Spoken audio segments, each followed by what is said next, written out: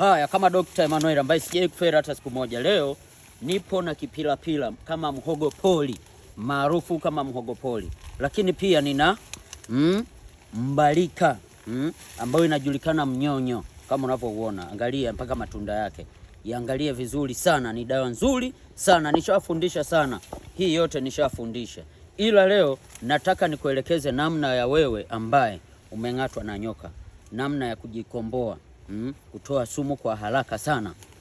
Utakachokifanya kama umeng'atwa na nyoka, utachukua hizi hapa, ziangalie kwa makini, hizi hapa za mdomoni, hizi hapa utachukua, na hizi hapa nyonyo, unaiona?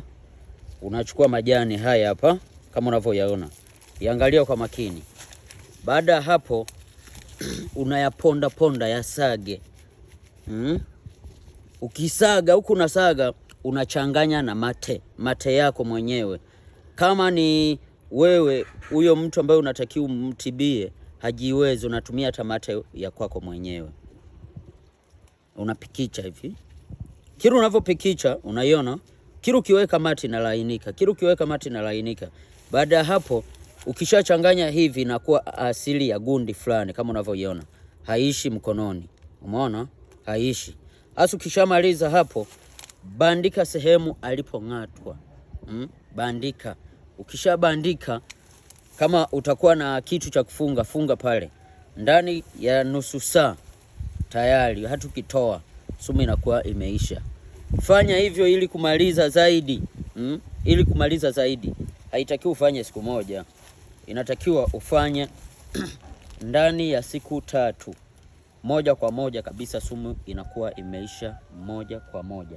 Mimi ni Dr. Emmanuel ambaye sijai kufera hata siku moja. Tiba ni hizi hapa kama mnavyoziona, ziangalieni kwa umakini. Mimi waga na kufundisha vizuri na kuelekeza vizuri namna ya kujitibia, namna ambavyo unaweza ukajitibia ukapona kabisa moja kwa moja. Lakini wewe unashindwa hata kufollow account hii. Kwa nini? Kwa nini unakuwa na roho namna hiyo? Jamani, dokta ni mmoja na sijai kufera hata siku moja, na bado nawafundisha.